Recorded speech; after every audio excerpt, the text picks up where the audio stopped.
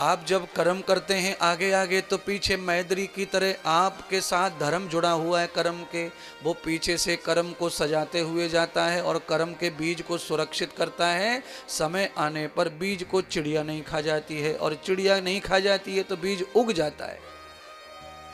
इसीलिए कर्तृत्व तद्धर्मो कर्तृत्व विहितो सर्वम। आवश्यकता यह है कि अपने कर्तव्य का निर्णय और कर्तव्य का पालन सही होना चाहिए।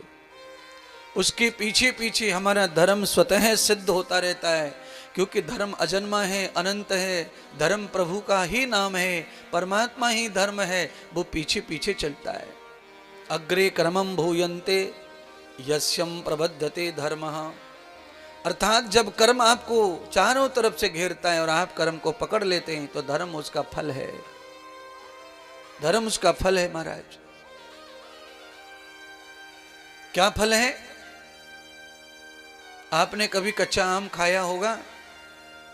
जब भी आम के बारे में, अचार के बारे में चर्चा होवे, तो आपको पता होना चाहिए जीभ के ऊपर क्या होने लगता है। जी अबे सादाबाद वाले, पानी आ जावे।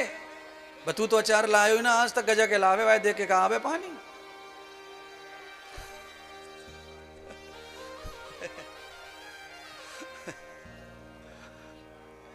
महात्माओं का कैसा तरीका रहता है माल मंगवाने का, ये ध्यान रख लो। प्रवचन में इशारा हो जाए। अरे भैया ठंडी चल रही है ना, ताजा ताजा हरी मिर्च डरवा के ले आ।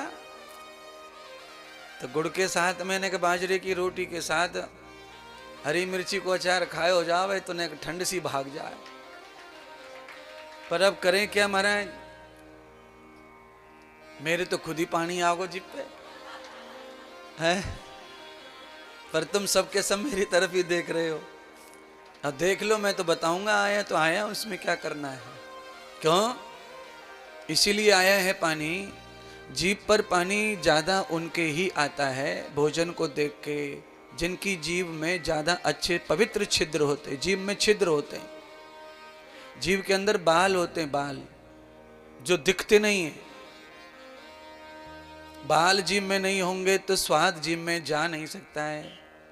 जीभ के ऊपर जो बाल हैं, रोमे हैं, अगर उन रोमों के ऊपर मैल जम जाता है ना, सफेद सफेद सा मलाई सी जम जाती है, तो स्वाद नहीं आवे खाने में।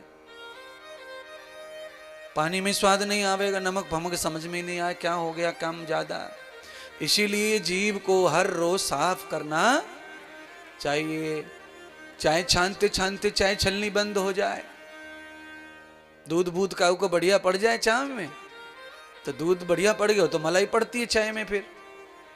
और मलाई पड़े तो सीधा फिर सबसे पहले मलाई कूदे कप की ओर और छलनी में जाके चिपक जाए, तो उसका परिणाम क्या है? फिर चाय नीचे ना टपके, चाय छनती नहीं है। तो क्या करते हैं फिर सब लोग? छलनी को उल्टा करके खटखटाते हैं, या चम्मच का सहारा लेकर उसे चलाते हैं, घुमाते हैं। वैसे ही उंगलियों का सहारा लेकर के थोड़ा चम्मच चलाओ जीभा पर।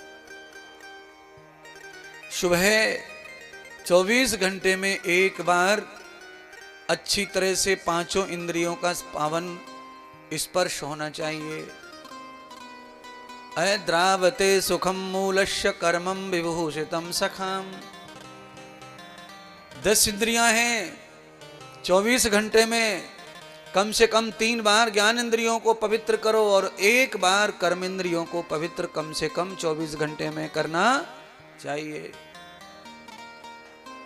ज्ञान इंद्रियों को तो 5 बार, 3 बार कम से कम, नहीं तो कम से कम 2 बार तो करना चाहिए।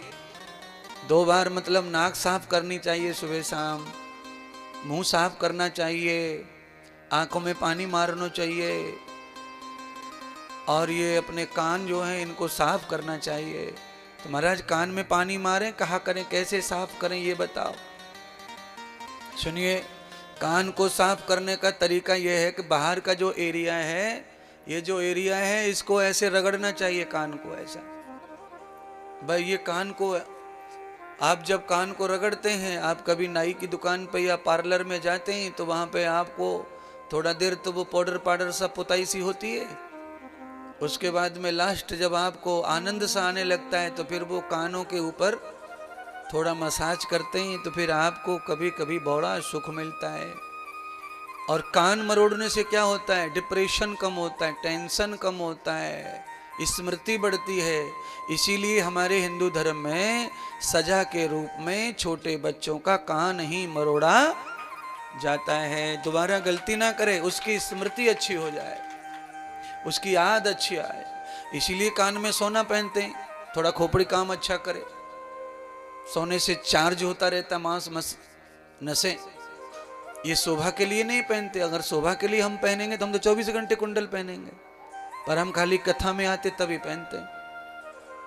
कथा से उतरते से उतार देते हैं अपना श्रृंगार, क्योंकि युद्ध के मैदान में जब उतरना है तब ही अपने पूरे हथियार मिलिट्री मैन लेता है। अगर उसी यूनिट में रहना है, क्वार्टर में रहना है, तो राइफल कहीं, बिस्तर कहीं, भोजन कहीं, पानी को डिब्बा कहीं, काम चलाता रहता है। जब युद्ध में उतरेगा तो उसके पास अपना आहार व्यवहार सब कुछ होना चाहिए। तो हमारे लिए युद्ध का मैदान क्या है? ये व्यासपीठ है। हमें जो भी लीला दिखानी है, टैलेंट यही है सब कुछ। और इस व्यासपीठ की वजह से पूरी दुनिया में हम चले गए, यहीं बैठे बैठे पूरी दुनिया में। और व्यासपीठ कोई छिना ले हमसे तो कहीं ना कोने में धर जाएंगे गांव में जाके। कौन संसार में किसको पूछ रहा है? संसार में अगर पूछ परख है तो केवल व्यक्ति के प्रभाव और गुण की ही पूछ परख है महाराज।